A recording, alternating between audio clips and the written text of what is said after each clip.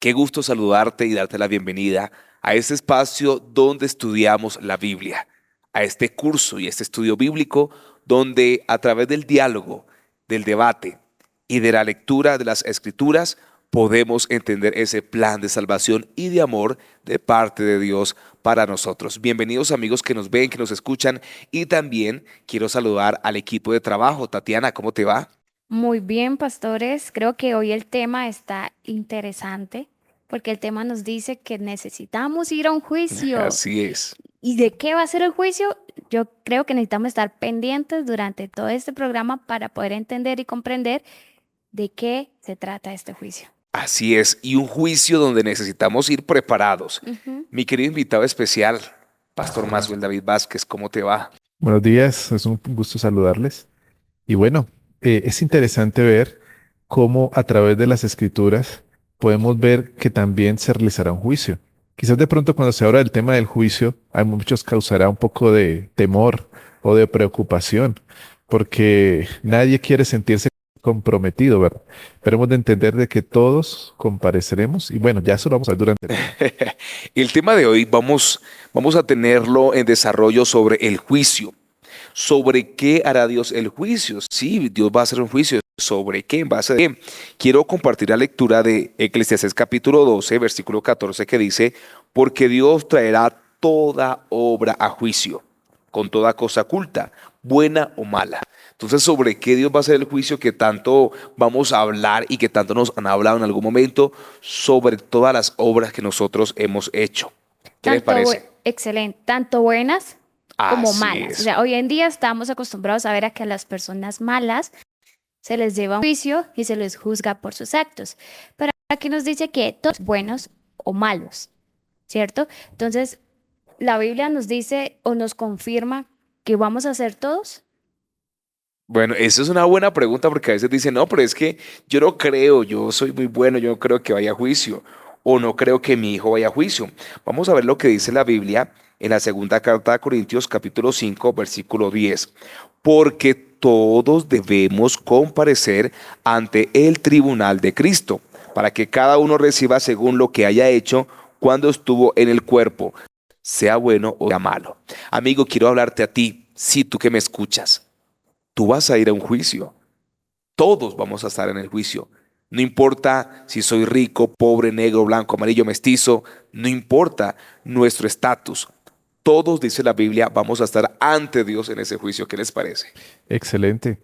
Es importante saberlo, porque quizás de pronto muchos querrán permanecer en un término intermedio, decir, no, yo no quiero responsabilidad, yo no quiero hacer parte, pero como ya las escrituras lo confirman, todos compareceremos, todos estaremos ante el tribunal.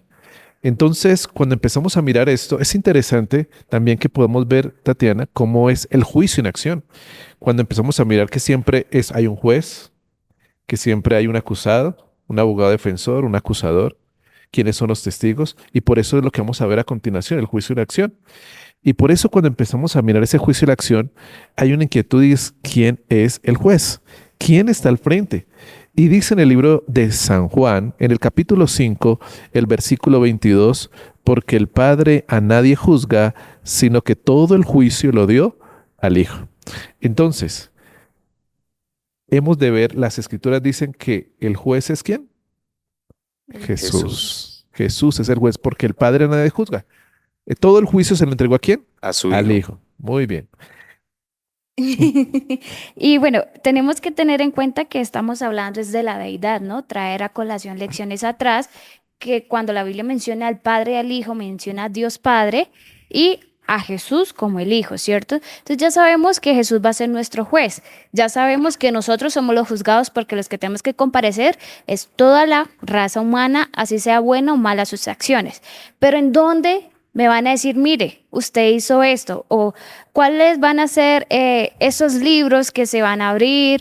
¿O donde van a decir, Tatiana hizo esto, Tatiana hizo aquello, el pastor José hizo esto? O sea, ¿en dónde van a estar registradas todas esas acciones buenas y malas?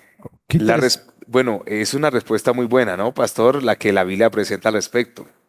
Gracias. Sí, no, es interesante, pues quería, digamos, allí atender a esta pregunta porque me parece que es bueno que entender que en los tiempos en que fue escrito por Juan o por los distintos autores bíblicos siempre se utilizaban lo que eran rollos o pergaminos, Ujú. pero también empezaron a existir lo que fueran los libros durante esos días. Entonces, para que el lector pudiese entender cómo era eso. Entonces, por eso se habla precisamente de lo que son los libros para poder que el lector pudiese tener una claridad en cuanto a dónde estaba el registro.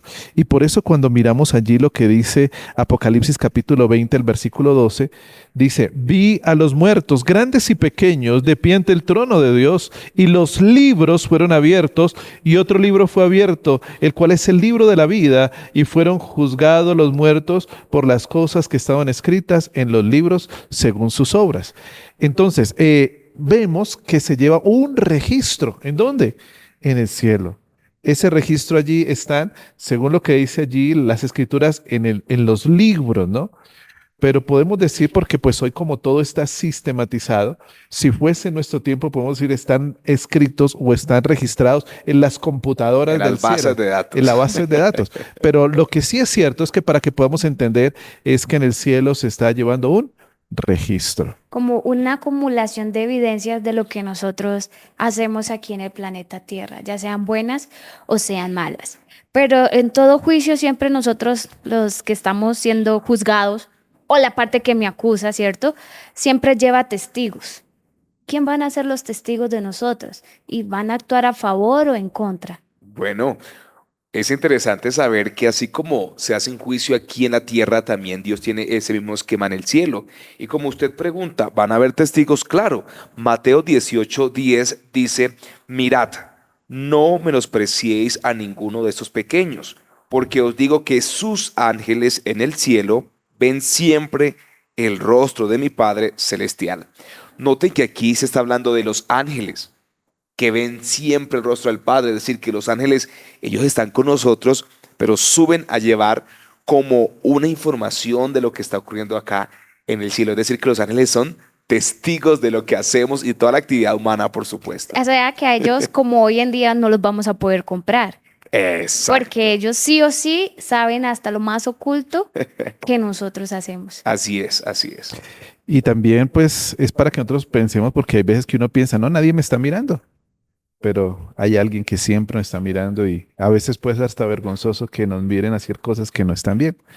Por eso es bueno que miremos, pero si en algún momento hemos fallado, hemos de entender que no estamos solos, que tenemos un abogado defensor Así es. que Qué buena nos noticia. defiende. Y es allí en el libro de Primera de Juan, en el capítulo 2, versículo 1, menciona, hijitos míos, estas cosas os escribo para que no pequéis. Y si alguno hubiere pecado, abogado tenemos para con el Padre, a Jesucristo el justo. Ahora, qué interesante, Qué bonita noticia. porque inicialmente nosotros vemos que Jesús es el juez, pero ahora cuando llegamos a este versículo, vemos que el que nos defiende también es ¿quién? El mismo Jesús. ¿Es el mismo Jesús? Parece extraño, ¿verdad?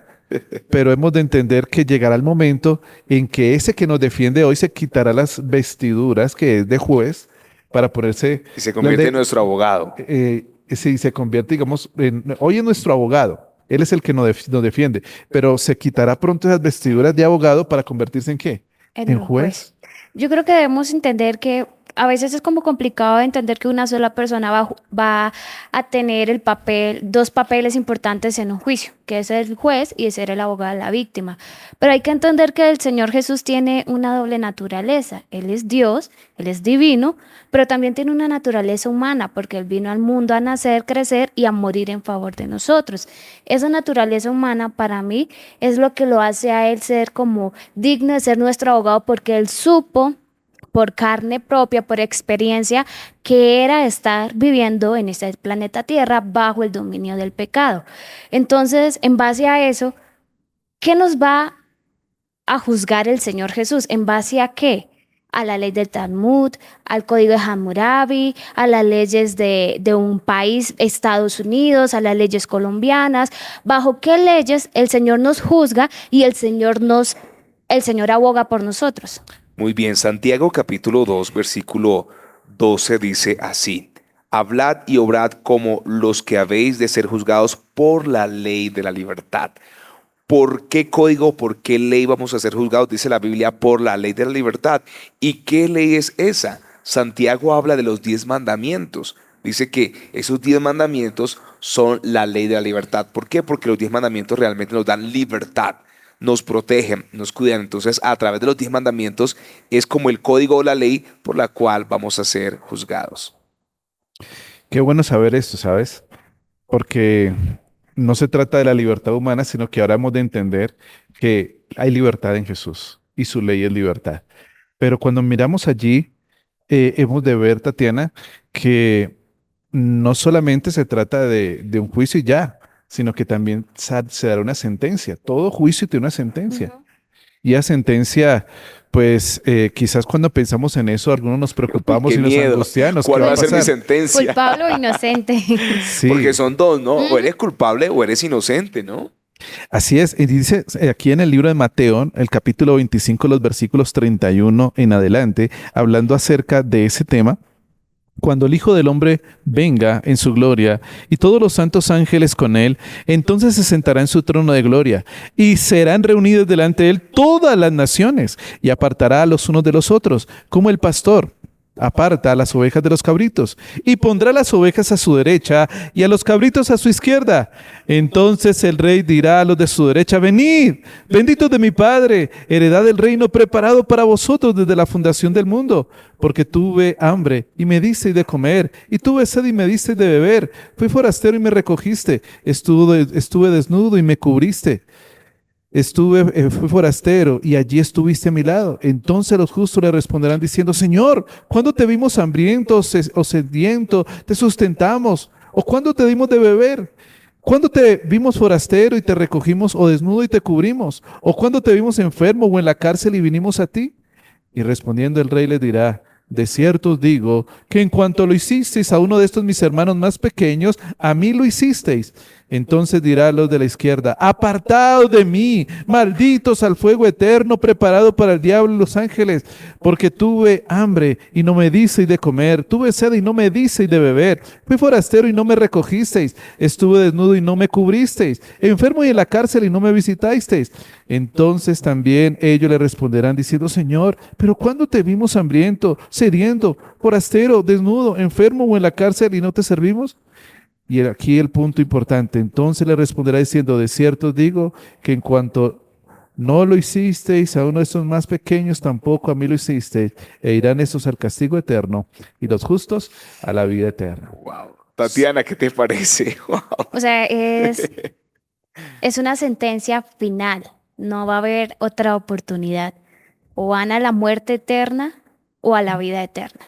Pero la sentencia es eterna. O sea, Así es. por los años sin fin.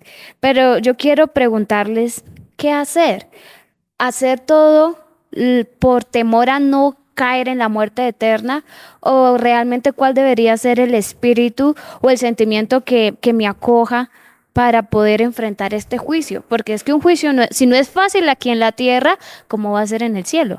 Bueno, como bien lo vimos, Jesús es nuestro abogado. Entonces lo primero es creer y obedecer a Jesús, ¿no? Que es nuestro abogado. Y lo segundo es guardar también la ley, porque vamos a ser juzgados por la ley. Yo te pregunto, ¿qué decisión tomas hoy, Tatiana, al conocer a ese Jesús que te ayuda como abogado, pero también es el juez?